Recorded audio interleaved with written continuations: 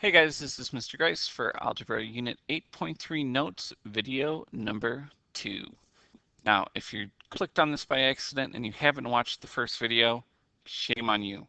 Go back and watch it because we covered the first half of the notes. And if you don't watch the first half of the notes, you have no idea what we're going to be doing back here. Okay? So, on the back now, it's telling us to solve the following quadratic equations by factoring if possible. So, notice the two main things that we have here. We have our part that we need to factor. This is a quadratic trinomial, but now it's got that equal sign next to it. Okay, and that equal sign is huge. When it's got that equal sign, it's telling us that we have to solve this. Okay, and we're going to solve by factoring if it's possible. So, number 7. The first thing we always do is check to see if there's a GCF. And is there a GCF in this first one? No. Okay, so we're going to multiply and we get 45. Well, if I was paying attention in the first video, we already did the factors of 45, which is 1 and 45, 3 and 15, 5 and 9. So out of that, I want numbers that multiply to get to a negative 45 and add to get to a positive 4. What are they? Okay, you should be saying, Mr. Grice, it's negative 5 and 9. And remember, it has to work in both situations.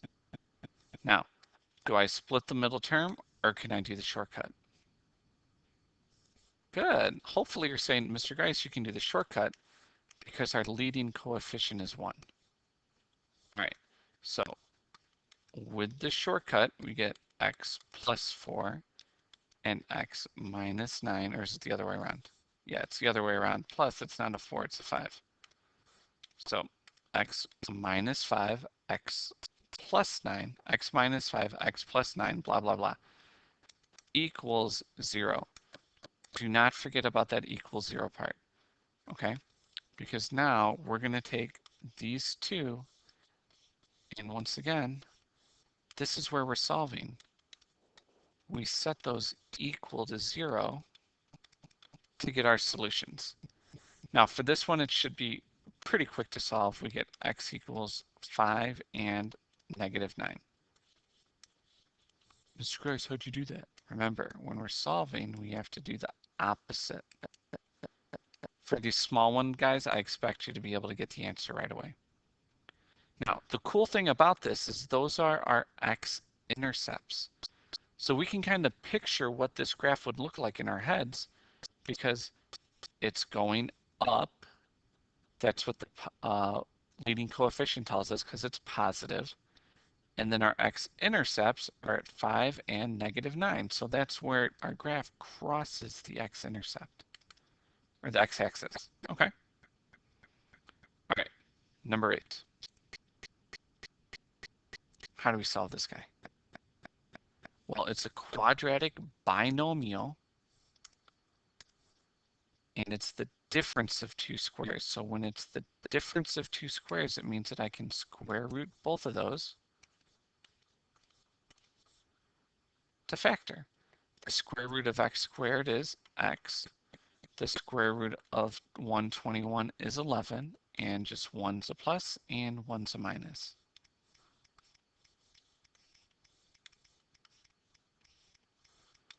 Okay, so we have x plus 11 equals 0 and x minus 11 equals 0. So our two solutions for number 8 are negative 11 and positive 11.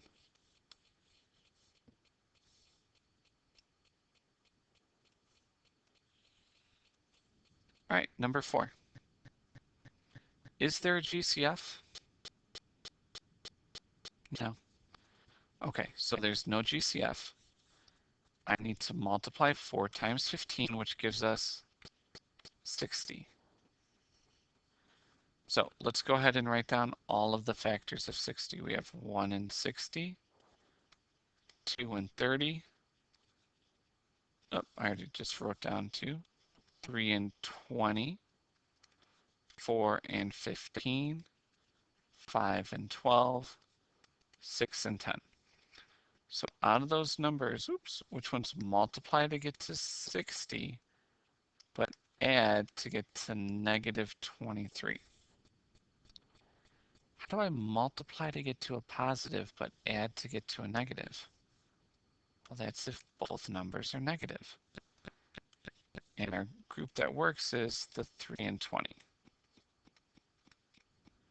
Okay, so for this one, we have to split the middle term. So 4x squared minus 3x minus 20x plus 15 equals 0. We're going to see if you guys can do all the factoring right here. So why don't you pause the video, try to factor it, and then we'll solve the rest of it together.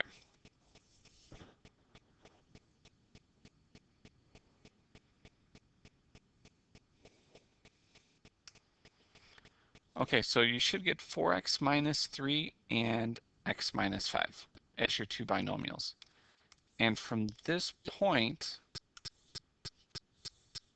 hopefully you didn't forget to bring that equals 0 part down, because now we have to solve these. Okay, the x minus 5 equals 0, that should just take you a second. X equals 5.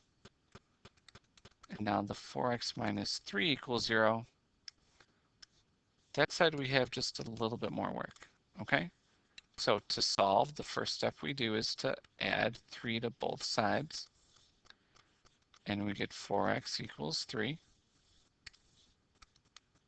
Divide both sides by 4, and we get x equals 3 over 4. So our answers in numerical order are x equals 3 over 4 and positive 5.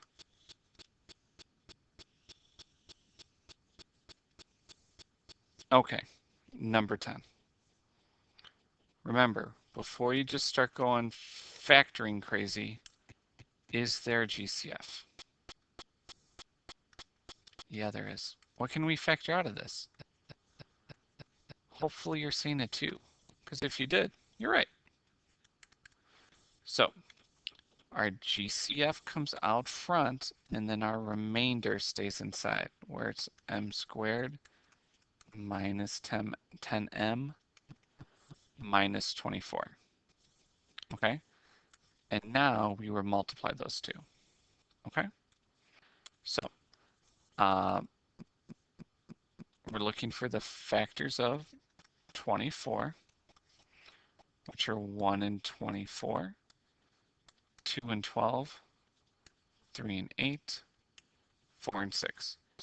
So out of those two, which ones multiply to get to a negative 24 and add to get to a negative 10? Who says 4 and 6? Good, because negative 4 and negative 6 gives us a negative 10, and negative 4 times negative 6 gives us a positive 24. Those don't work, guys. We got to pick something else. This question was on your last test, and you guys did the same thing. Hopefully you're saying 2 and 12, okay?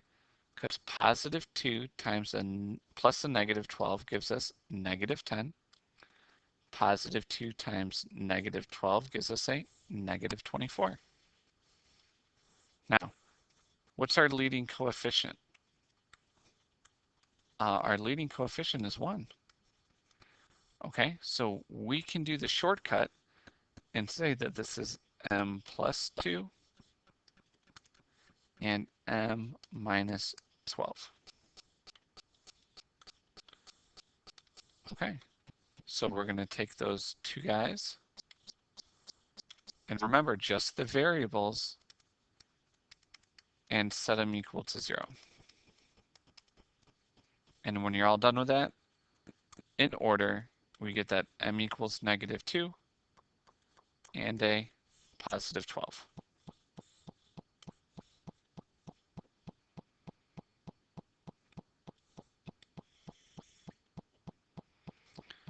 All right, number 11.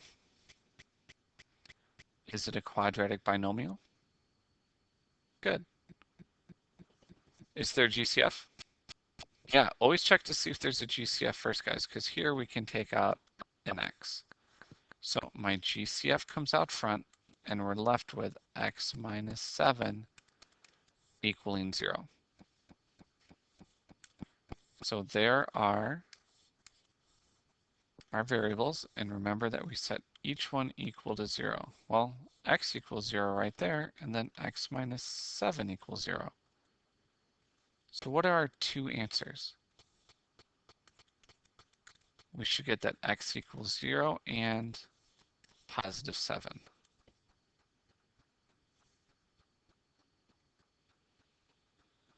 All right, number 12. Go ahead.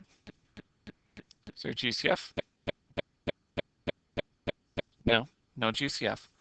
So that means we have to multiply a times c, which gives us 5. And the factors of 5 are 1 and 5. So which set add up to 5, or multiply to 5, but then we get a 7? Is there a group that does it? No. Nope, there's not. Now, this can't be factored, true, but what we're doing now is we're solving. So this can't be solved by factoring. Because it can be solved. There's a way to solve it, and you're going to be learning that soon. Okay, but it can't be solved by factoring, which is what the directions asked us to do. All right, number 13. You guys are all on your own. Let's see if you can solve this one. So go ahead and pause the video, and good luck.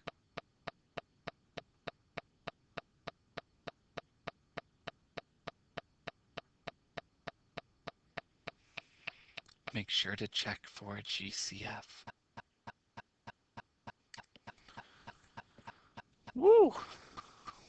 That sure was a lot of work. So, this is the culmination of a lot of the stuff that we just did, okay? So the first thing we had to do was we took out the GCF of 3, and the GCF goes out front.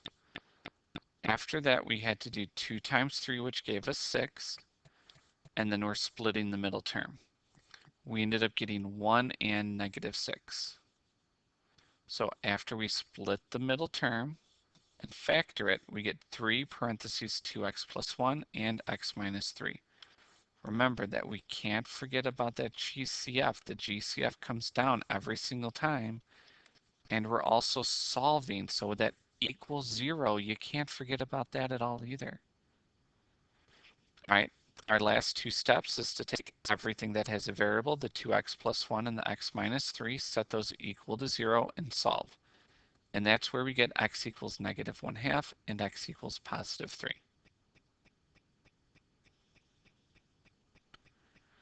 Okay, number 14. Is it a quadratic binomial? Is it the difference of 2 squares?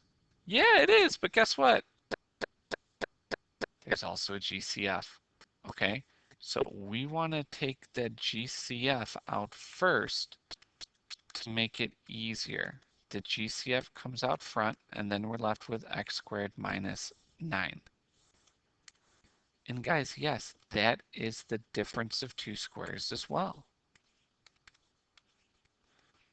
The square root of x squared is x. One's a plus and one's a minus, and the square root of 9 is 3. Set both of those equal to 0. X plus 3 equals 0. X minus 3 equals 0. Some of you guys might know right away and be like, hey, Mr. Grice, my answers are x equals negative 3 and positive 3. Okay? Now, can you split the middle term right away and do it? Yeah. Or not split the middle term. I'm going to take the square roots. You can. But then you get 0 equals 3x plus 9 and 3x minus 9. and then you're setting both of those equal to 0 and solving. And this is a lot more work on the right, okay? Now, the next part is a challenge, okay? Can you solve this by factoring? And guys, the answer is yes. Okay, but remember, when we're solving by factoring, everything always equaled what? Oh, that equaled 0. Well, hey, what do you know? That equaled 0. To do that, we have to set it equal to 0, which means I have to add the x to the other side, and I would have to subtract the 3 to the other side to get the 2x squared plus x minus 3 equal to 0. And now I can solve it, okay? This is what's coming up next, guys.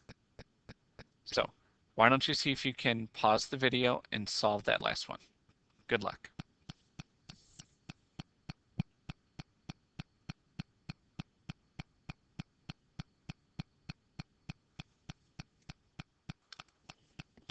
Okay, for that, your final answers are x equals -3/2 and 1.